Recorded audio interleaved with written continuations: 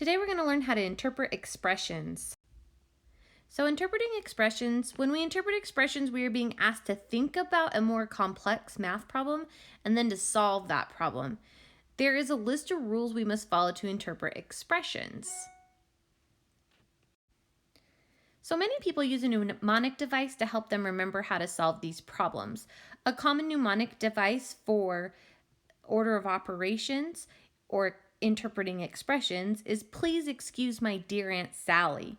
Now, most of your parents probably remember this and may have taught you this as well. And most of your parents probably don't have a dear Aunt Sally. The phrase isn't literal. It's just a small phrase to help us remember the parts of something. So for example, with "Please excuse my dear Aunt Sally," each letter at the beginning of the words stand for one of the operations in math we're supposed to do. The P is for parentheses. The E is for exponents. My on the M is for multiplying. D on dear for divide. A on aunt for add. And S on Sally for subtract. It helps us remember these math things because remembering parentheses, exponents, multiply, divide, add, and subtract might not be as easy as just remembering "Please excuse my dear Aunt Sally."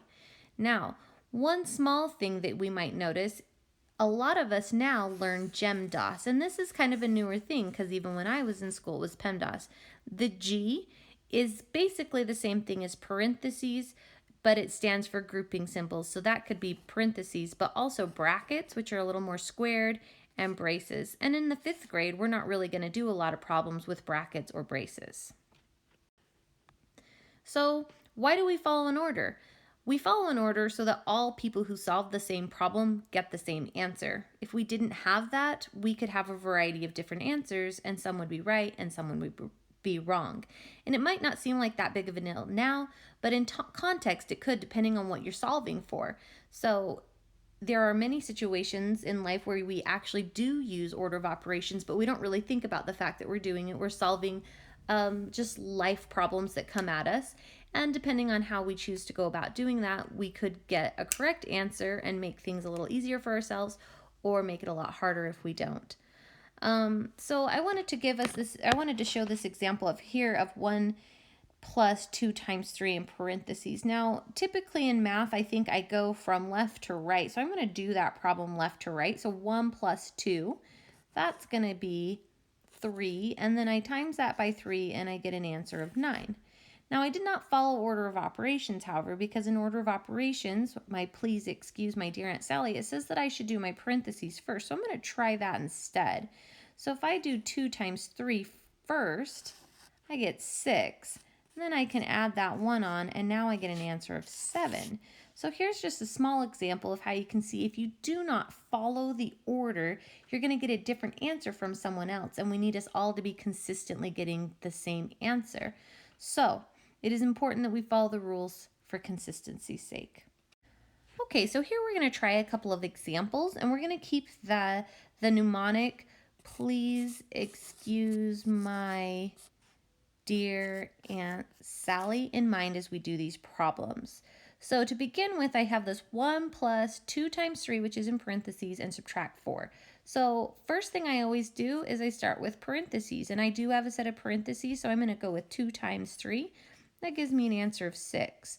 Now, I always tell you guys in class, I think it's important that you rewrite the rest of the problem as it's shown, because it's really easy to make mistakes with these problems, and so rewriting it helps you keep on track and not lose track of a number while you're in the middle of the problem. Once you've done these for a long time, you don't have to write every single step, but even as a teacher, someone who does these all, throughout every school year, I still find it helpful, and I tend to make less mistakes when I write things down. So now I have 1 plus 6, subtract 4. Now if I'm looking here at my mnemonic, I see add and subtract, and it looks like add happens first.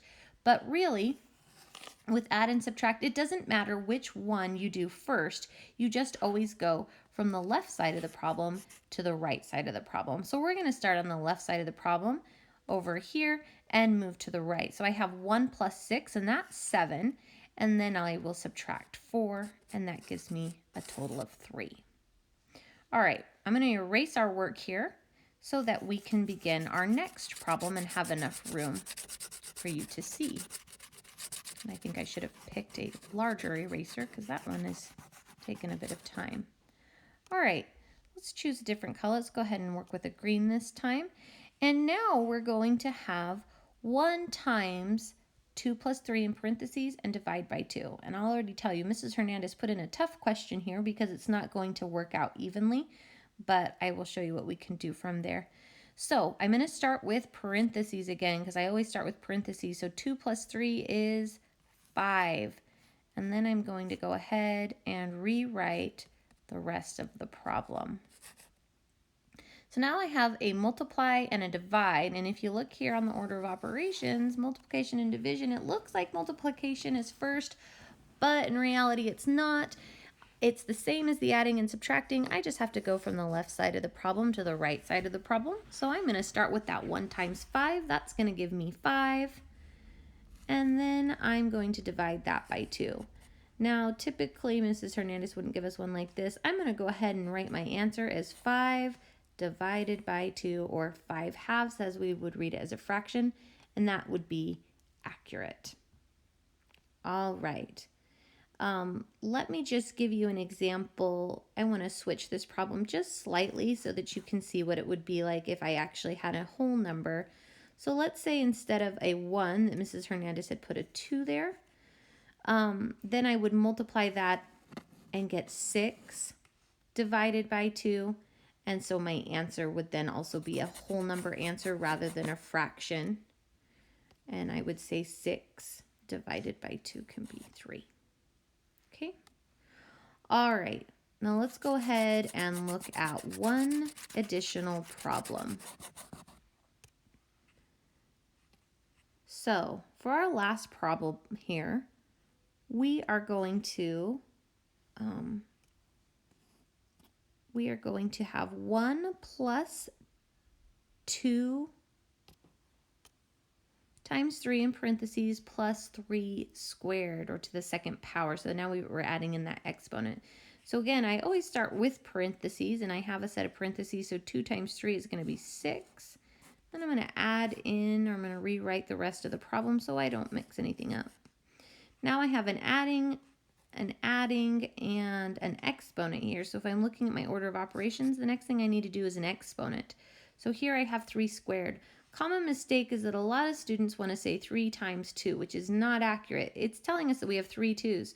So you can see over here, 3 squared is the same as 3 times 3. If I had 3 cubed, or 3 to the 3rd power, it'd be 3 times 3 times 3. So this little number is just telling me how many of these 3's I'm multiplying. So I'm doing 3 times 3, and so my answer is going to be 9. And you can see where the mistake would be made in a 6 put here a lot of times. Then I'm going to rewrite the rest of my problem exactly as it is. And now I just have adding, so I can just go left to right. So 1 plus 6 is 7, plus 9 more is going to give me 16. All right, so sometimes you're going to be asked to interpret an expression like we just did on the last slides, which means that you're going to look at it, you're going to kind of read it to yourself, think about it, and solve it. But other times you're going to be asked to write an expression. It might be written out in words for you, and then you're going to have to write it into numbers. So when I write an expression, there's really 2 things I need to do. The first thing I need to do is I need to listen. I've got to listen very carefully unless it's up on a paper written out in front of me. The other thing is I need to know some basic math vocabulary, so I wanted to make sure we talked about that before we move on to our next slide. So when I hear the word sum, I'm talking about adding. That means I've already added 2 numbers together and I've gotten an answer. When I hear the word difference, it means I've subtracted 2 numbers together and gotten an answer. Product means I've multiplied 2 numbers together and gotten an answer. And quotient means I've divided 2 numbers together and gotten an answer. So let's try some here. So these are the same ones we were looking at before, but here I have this 1 plus. So here you can see in words I've written add 1. That's the first thing I did over on this problem, is that I added 1. Next, it says if I'm looking over here at the problem, it says 2 times 3. Now I have to do that first. Remember to break the parentheses and be able to do things that are on the outside. So if I've done that and I've solved for it already, I've solved for a multiplication problem. So I'm going to use that word product. So I'm adding 1 to the product of 2 and 3. That means I've already multiplied them. And then last thing I can see on there, I subtract 4. So this is how I would put in words what I had just done. Let's go ahead and take a peek at the next one. So our next one is 1 times 2 plus 3. So I'm going to say that I'm going to multiply by 1. Right here, grab my pencil. Multiply by 1. That's what I did. I multiplied by 1 first. And then you can see I'm doing something inside the parentheses. I have to actually do that before I can do anything outside of the parentheses. So that means those numbers are already added. So our add word is sum. So the sum of 2 and 3. So I multiplied 1 by the sum of 2 and 3. That means I figured out what 2 plus 3 was, and then I multiplied it by 1. And then the last thing I do is I divide by 2. And I feel like this last little part is usually the simplest. Kind of just tacked on to whatever it was that we were doing. Let's go ahead and check out our very last one, and these ones tend to be a little bit more difficult. Okay, so again, we have something going on in front of the parentheses. We've got some parentheses and some stuff in the back. So we're going to go ahead and start with what's happening in front of the parentheses. So it looks like I'm adding 1, and that's exactly how I would word it. Add 1, right there. And then I'm going to talk about what's going on in parentheses. Well, in parentheses, it looks like I'm multiplying. I'm going to end up getting an answer, so I have to use that multiplication word, which is product. So I'm adding 1 to the product of 2 and 3. That's my second step there. And then I'm looking here at the very last thing I'm doing, and the very last thing it looks like I'm going to be adding, but I also have an exponent. So, and then add, yep, that's what I did, 3 squared, and squared is the way I say to the second power. So I feel like writing the expressions is not as bad as solving them. It's just kind of a slow process. You take it little by little. You start from the left side of the problem, move to the right side of the problem, and you're just slowly writing down what's happening. Also being mindful that if I have something in parentheses, I need to use one of those math vocabulary words actually saying what's happened. I now have a sum because something's been added, or I now have a quotient because something's been divided. That's probably our 2 trickiest parts. I hope this helps. Have a great day.